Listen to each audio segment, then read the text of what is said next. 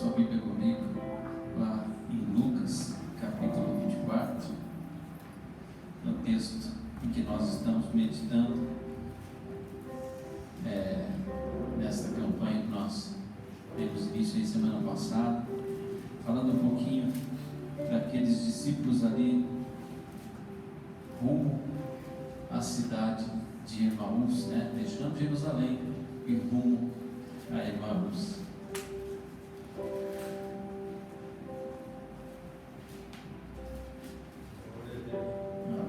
Quem achou, diga amém. Amém. Tá fácil, né? Evangelho de Lucas, capítulo 24, do 13 em diante. Eu sempre que leio essa passagem bíblica, me vem um louvor à mente. Estou louvando bastante hoje, né? Você viu isso? Mas me vem um louvor à mente. Sempre que eu vejo essa passagem bíblica, eu acredito que aquele louvor que foi ali composto, um louvor muito conhecido, que nós cantamos muito aqui, que diz ali, divino companheiro no caminho. Eu creio que quando ele compôs essa canção, ele certamente estava lendo essa passagem, não é verdade? Então diz assim a palavra de Deus: os dois discípulos a caminho de Emaús. E eis que no mesmo dia iam dois deles para uma aldeia que distava de Jerusalém 60 estádios, ou em algumas versões aí mais contemporâneas, 11 quilômetros, cujo nome era Emaús. E iam falando entre si de tudo aquilo que havia sucedido. E aconteceu que, indo eles falando entre si, fazendo perguntas um ao outro, o mesmo Jesus se aproximou e ia com eles. Mas os olhos deles estavam como que fechados, para que não o conhecessem. E ele lhes disse: que palavras são essas que, caminhando, trocai entre vós? E por que vocês estão tristes? E respondendo um cujo nome era Cleopas, disse-lhes: por acaso és tu só peregrino em Jerusalém e não sabe as coisas que nela têm sucedido nos últimos dias? E ele lhes perguntou: quais? E eles lhes disseram: as que dizem respeito a Jesus, o Nazareno, que foi um profeta poderoso em obras e palavras diante de Deus e de todo o povo, e como os principais sacerdotes, os nossos príncipes, o entregaram à condenação de morte e o crucificaram. E nós esperávamos que ele fosse aquele que ia remir Israel, mas agora, com tudo isso, hoje é o terceiro dia desde que estas coisas aconteceram. É verdade que também algumas mulheres dentre nós nos maravilharam, as quais de madrugada foram ao sepulcro, e não achando ali o seu corpo, voltaram dizendo que também tinham visto uma visão de anjos, que diziam que ele vive.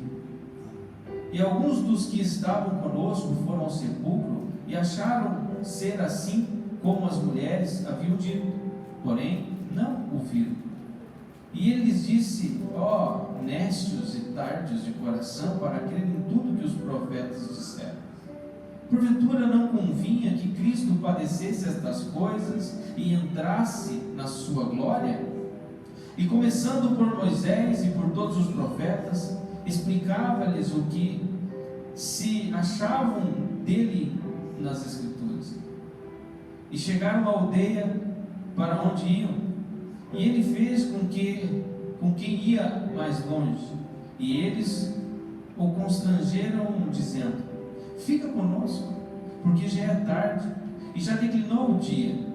E entrou para ficar com eles. E aconteceu que, estando com eles à mesa, tomando o pão, o abençoou, partiu e lhe deu. Abrindo-se-lhes então os olhos, o conheceram, e ele desapareceu. E disseram um para o outro: porventura não ardia em nossos corações, quando pelo caminho nos falava, e quando ele nos abria as Escrituras? E na mesma hora, levantando-se, voltaram para Jerusalém. E acharam congregados 11 e os que estavam com eles, os quais diziam: ressuscitou verdadeiramente o Senhor e já apareceu Simão. E eles contaram o que lhe acontecera no caminho e como deles foi conhecido no partir do pão. Amém? Feche seus olhos por um instante. Uma leitura um tanto quanto longa, mas deliciosa, né? Deliciosa essa leitura. Pai, de repente há pessoas aqui, Pai, esta noite, que estão achando que o Senhor as esqueceu. De repente tem pessoas aqui com seu coração aflito, presa nos problemas, nas dificuldades, e pensando que já não compensa mais vir a esta casa, pensando em deixar essa Jerusalém e voltar de repente para a sua velha vida. Mas esta é uma noite especial que o Senhor preparou para nós. Eu creio que o Senhor não nos desampara, não nos abandona, porque o Senhor mesmo prometeu na sua palavra: eis que eu estarei contigo todos os dias, até a consumação dos séculos. Embora muitas vezes nós não possamos enxergar, porque os nossos olhos físicos nos prendem nos problemas, nas dificuldades, nas aflições, nós queremos crer esta noite que haverá uma revelação do teu Espírito Santo. Nós queremos crer esta noite que o Senhor falará conosco. Nós queremos crer esta noite que o Senhor vai restaurar na nossa vida a visão espiritual que outrora nós perdemos em meio às dificuldades. Por isso, nesse momento, eu peço ao Senhor, Deus, que eu seja aqui um mero instrumento de bênção na vida do meu irmão, da minha irmã. Usa a minha vida com poder, autoridade e graça. Envia a tua palavra e que ela vá e produza o resultado para o qual está sendo mandado, em nome de Jesus. Amém. E amém. Podemos celebrar, Deus. Como eu disse aqui, essa é uma leitura muito gostosa de fazer, né? Quando a gente começa a ler a Bíblia e a gente vem lendo os versículos, os capítulos anteriores a esse, nós passamos ali pela prisão de Jesus, nós passamos pelo angustiante julgamento de Jesus, onde foi condenado injustamente. Nós vamos avançando naquela leitura e nós passamos ali pela brutal crucificação de Jesus, não é? E quando nós, ali com o coração contrito, vamos olhando para aquilo que Jesus fez, para todo o despojo de glória, para se fazer homem na concepção, para ser o Cordeiro perfeito, para ser levado à cruz, foi angustiante. E é uma leitura angustiante ver que o Deus Todo-Poderoso que desceu do céu, o pão vivo, a água viva, o Senhor, o Rei dos Reis, o Senhor dos Senhores, a porta, o caminho, a plenitude de vida, estava ali diante dos homens, naquele momento, sendo fustigado, torturado, humilhado. Aquilo vai trazendo um peso ao nosso coração. A crucificação de Jesus, ela traz para nós ali um peso muito grande, porque nós cantamos um louvor também que diz: eu também levarei minha cruz, até por uma coroa trocar, né? Sim, eu amo a verdade da cruz, até morrer ela vou proclamar. Mas a verdade da cruz, ela é muito dolorida, e quando nós entendemos que a verdade da cruz se dá porque Deus amou o mundo de tal maneira que deu seu Filho unigênito, para que todo aquele que nele crê não pereça, mas tenha vida eterna.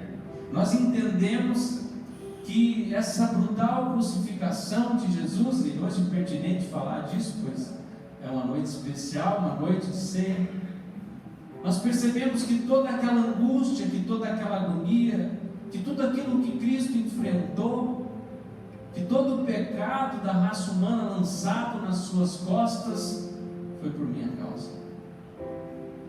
Nós vemos a angustiante tarefa de ali sepultar Jesus, nós vamos lendo por ali. A princípio não tinha um sepulcro, de repente aparece um homem chamado José de Arimateia, um homem rico, e cede ali um sepulcro novo, né? Ali apoiado por Nicodemos. E nós vemos o nosso Cristo. Claro que nós, como temos a Bíblia, nós já sabemos que Ele vai ressuscitar, mesmo assim, quando mergulhamos nessa leitura, ela vai trazendo para nós um peso muito grande, porque este peso mostra para nós o tamanho da nossa culpa e o tamanho do nosso pecado que foi lançado sobre Ele. Então, quando nós vamos fazendo esta leitura, nós vamos percebendo o quanto somos pecadores e a graça infinita de Deus sobre a nossa vida. Aí quando nós vamos avançando aqui, depois de toda aquela agonia, os discípulos ali completamente desorientados, embora tivessem sido ali avisados por Jesus acerca dos acontecimentos, eles não conseguiam compreender, porque era um fato muito traumático. Para nós que apenas lemos muitas vezes e nos envolvemos na leitura, nós ficamos ali, né, com o coração partido vendo o acontecimento. Você imagina aqueles discípulos, aqueles que realmente o amavam, aqueles que realmente estavam ao lado dele, e mais, aqueles que acreditavam que ele seria o libertador da nação de Israel. Então, para eles era algo muito pesaroso. Quando aqueles discípulos se depararam com a prisão de Jesus, quando aqueles discípulos se depararam com a humilhação de Jesus, quando aqueles discípulos se depararam ali com a crucificação de Jesus, aquilo para eles foi algo impactante e pesaroso, e eles olhavam para aquilo sem acreditar, porque para eles aquela ali era o fim de uma grande esperança. A crucificação de Jesus, ali, a grosso modo, ou quando eles olhavam ali sem entender aquilo, espiritualmente falando, porque ainda não era um discernimento deles, para eles era o fim de um sonho, para eles era o fim de uma grande esperança, porque o poder de Jesus era algo tão impactante, mas tão impactante, que eles nunca acreditavam que Jesus ia submeter a tudo aquilo. E eles não entendiam o propósito. Então, para muitos deles, ver Jesus naquela situação significava o fim de um sonho, o fim de um propósito, o fim de uma esperança, porque na concepção daqueles discípulos, Jesus, através da sua influência, essa influência ia crescer, Jesus ia se tornar um rei terreno, aclamado pelas pessoas, sendo ele ali descendente de Judá, ia beneficiar os judeus, ia ali instituir um novo reino, e eles seriam libertos ali daquela mão opressora política dos romanos. Então, na ideia deles era exatamente assim que tudo ia acontecer. Deixa eu dizer algo para você nessa noite com muito carinho. Nem sempre as coisas acontecem do jeito que a gente quer. Nem sempre as coisas vão suceder da maneira com que esperamos. Mas quando nós estamos no propósito de Deus, pode acreditar, quando você está no propósito de Deus, tudo que acontece na sua vida é para Deus te dando maturidade para tomar posse do propósito. Amém. De repente hoje você não entende o porquê disso, o porquê daquilo. De repente hoje você não entende. Parece que os teus sonhos ficaram para trás. Parece que os teus sonhos foram enterrados. De repente você foi se frustrando ao longo do tempo, porque você imaginava uma coisa e foi acontecendo outra. E era exatamente isso que eles estavam vivendo naquele momento. Na verdade, o que passava na cabeça daqueles discípulos era uma tremenda frustração. E a gente percebe isso com esses homens a caminho de Emmaus. A Bíblia diz que eles estavam em Jerusalém. Jerusalém era um lugar visitado naquela época, porque se tratava da festa da Páscoa. Então todos os judeus ao entorno e até de cidades distantes vinham a Jerusalém. Vinham a Jerusalém porque essa era uma tradição. E eles estavam todos reunidos ali. O lugar mais alegre e festivo na época da Páscoa era Jerusalém, porque se tratava de uma festa. Mas essa Páscoa era uma Páscoa diferente, porque até ali eles comemoravam uma Páscoa, como é que eu posso te dizer, uma Páscoa, eu não vou dizer virtual, porque não existia naquela época, mas é uma Páscoa que era a sombra da Páscoa que estava acontecendo, porque a Páscoa comemorada até aquele momento era comer ali um carneiro, era as famílias se reunirem, cada um na sua casa, ali onde eles ficavam, matavam um carneiro, sacrificavam aquele carneiro, comiam aquela carne para lembrar do tempo que Deus os tirou lá do Egito. Aquilo era uma forma de lembrança. O que eles não conseguiam conceber e não entendiam é que já havia acabado o tempo de se comemorar a Páscoa dessa forma, porque o Cordeiro perfeito que tira o pecado do mundo havia morrido naquela cruz. Então para eles era um tempo de luto, era um tempo de dor, era um tempo de sofrimento para aqueles que conheceram Jesus, para aqueles que realmente foram impactados pelo Evangelho puro, in natura, que saía da boca daquele que é sem pecado. Para eles era algo extremamente dolorido, sofrido, complicado. Poxa, e agora? Ele morreu. Eu fico imaginando o que eles diziam quando caminhavam ali, porque naquela época, eu creio que o animal mais comum ali era o camelo, o cavalo, enfim. Não existiam os meios de transporte que nós conhecemos hoje. E quem era transportado por carroças e cavalos eram pessoas que tinham condições. Os discípulos não tinham. Então você imagina que durante 11 quilômetros eles caminhavam conversando acerca daquele acontecido, tentando de alguma forma despertar no coração deles alguma esperança. E eu fico imaginando qual era o papo que se passava. Eu acho que um olhava para o outro de vez em quando e dizia: não dá para acreditar. O outro falava: é verdade, não dá para acreditar. E o outro, de repente, mais animado, dizia assim: não, mas veja bem, as mulheres viram lá o sepulcro com a pedra removida, as mulheres tiveram uma visão do anjo lá, dizendo que ele vive. Glória a Deus.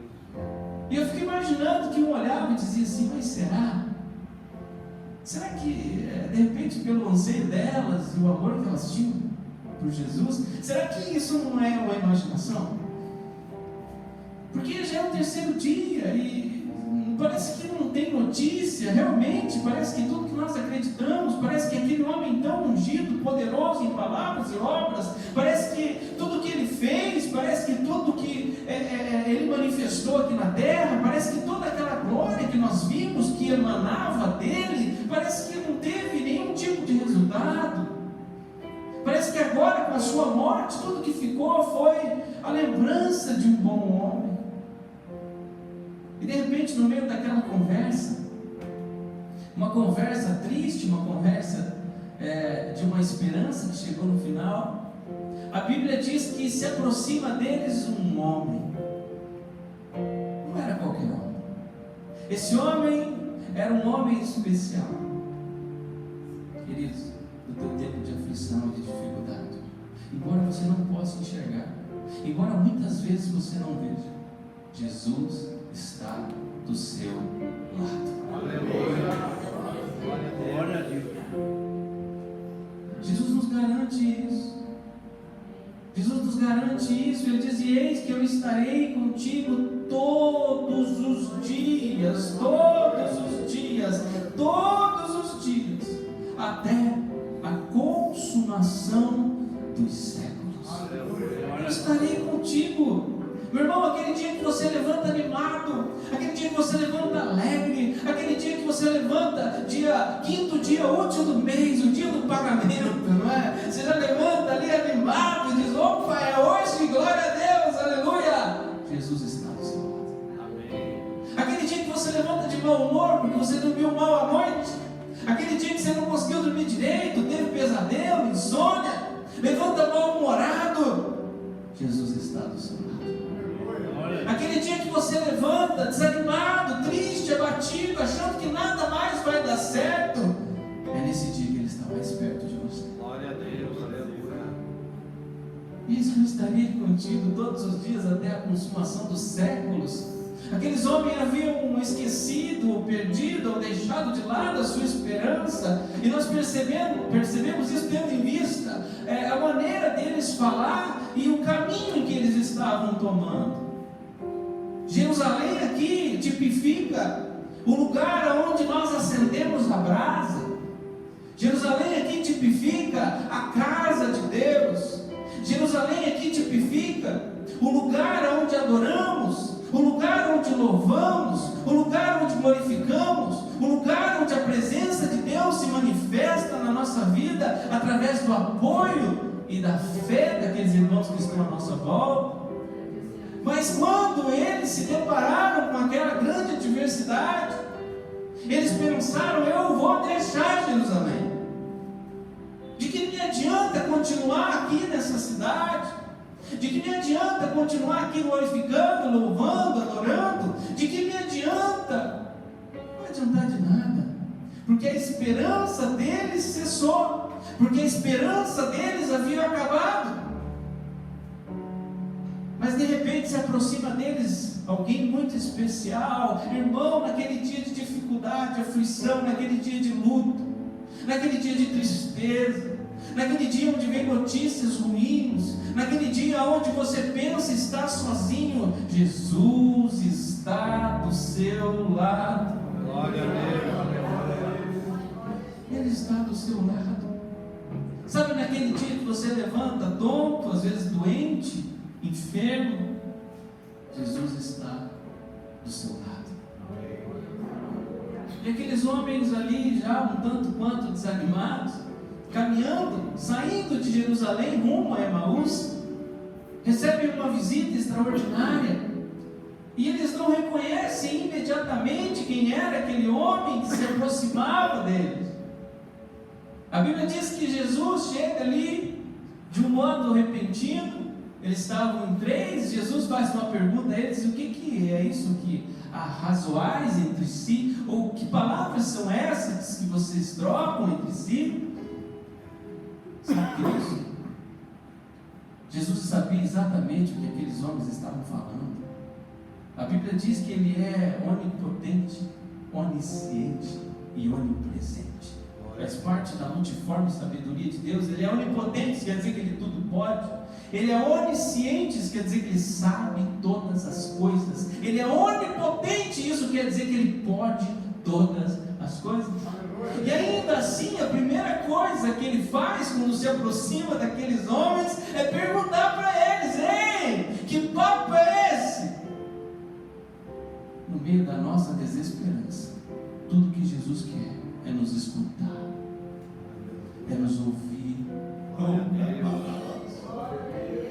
Tudo que Jesus quer é saber o que está dentro do seu coração. Ele não precisa perguntar, irmãos. Salmo 139: Senhor, Tu me sondas e me conheces. Tu conheces o meu assentar e o meu levantar. Ele conhece todas as coisas. Me sonda, me conhece o assentar, o levantar, e de longe o Senhor entende os meus pensamentos. Cercas o meu andar e o meu deitar, e conhece todos os meus caminhos. Sem que haja uma única palavra na minha língua, eis que o Senhor tudo conhece. Tu me cercastes em volta, puseste sobre mim a tua mão, tal ciência para mim maravilhosíssima, tão alta que eu não posso atingir. Para onde eu irei do teu espírito? Ou para onde eu fugirei da tua face? Se eu subir aos céus, aí tu estás. Se eu fizer no céu a minha cama, eis que aí tu estás também. Se eu tomar as asas da alva e habitar nas extremidades do mar, até ali a tua mão me guiará e a tua destra me sustentará. Se eu disser certo, agora as trevas me cobrirão. Trevas e luz são para ti a mesma coisa. Pois tu possuíste o meu interior e entreteceste-me no ventre da minha mãe. Ele está falando do feto. Isso quer dizer que ele tem um relacionamento de intimidade com você desde o dia em que sua mãe concebeu.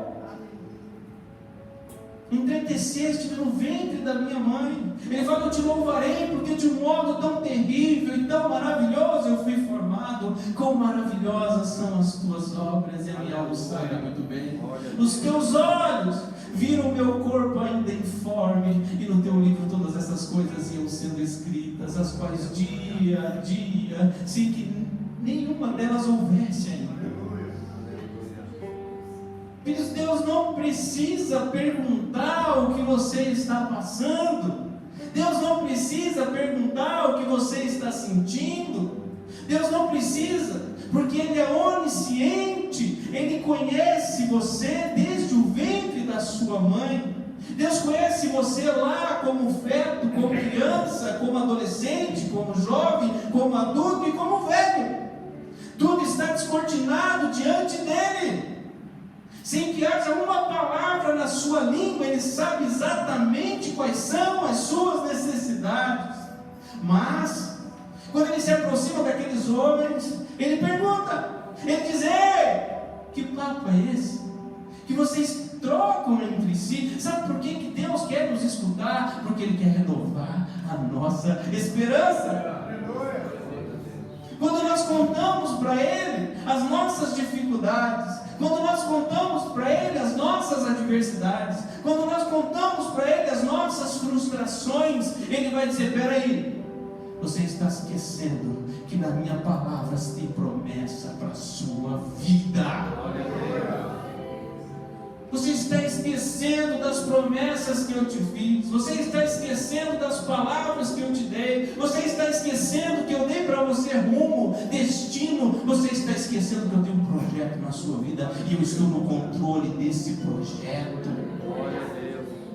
Quando nós estamos desanimados, muitas vezes sem saber o que fazer, a melhor coisa é trancar o nosso quarto, dobrar o nosso joelho e esperar aquele homem que ia junto com eles para Emaús.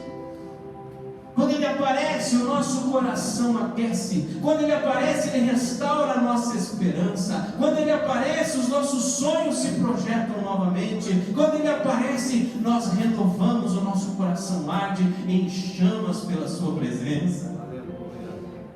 Embora Ele não precise perguntar, Ele faz questão de te ouvir.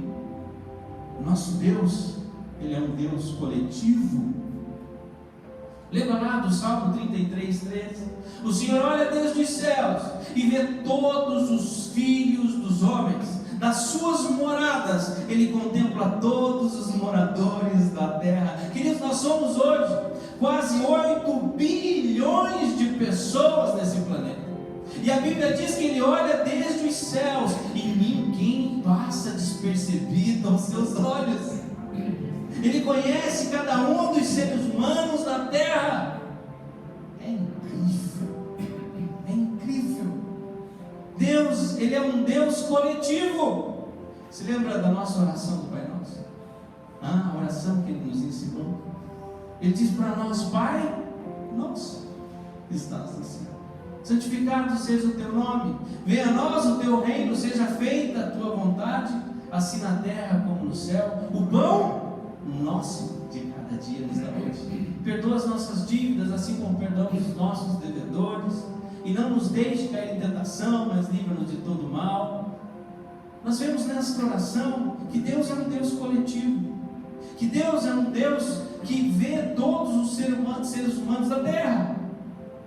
Nós vemos lá no Salmo 24, se eu não me engano, Ele diz: do Senhor é a terra e a sua plenitude, o mundo e todos aqueles que nele habitam. Deus é um Deus coletivo. Deus é um Deus que vê todos os moradores da terra. Mas embora Deus seja um Deus coletivo, Ele é um Deus coletivo extremamente pessoal. Embora Deus seja um Deus coletivo, Ele é um Deus extremamente pessoal. Porque quando nós olhamos para as perspectivas de um Deus coletivo, às vezes nós passamos a imaginar que esse olhar de Deus, a grosso modo, não está nos vendo. Deus é muito ocupado, são aí cerca de 8 bilhões de pessoas no planeta. Por que será que Deus vai parar no meio dessas 8 bilhões de pessoas e olhar para mim? É porque existem promessas dele na tua vida. É porque existe promessa dele na tua é porque existe promessa na palavra de Deus para se cumprir na tua vida. Deus é um Deus coletivo, extremamente pessoal. Ele se importa com você. Ele se importa com o que você sente, Ele se importa com o que você pensa, Ele se importa com as suas escolhas, Ele se importa com as suas decisões. É por isso que Ele quer participar de todas elas. Eu não sei qual é o caminho que você tem andado. Eu não quero me prolongar muito hoje, porque é um culto um pouco diferente, um culto de ceia. Eu quero que você feche os seus olhos nesse momento. Eu vou convidar aqui o grupo de louvor. Eu quero separar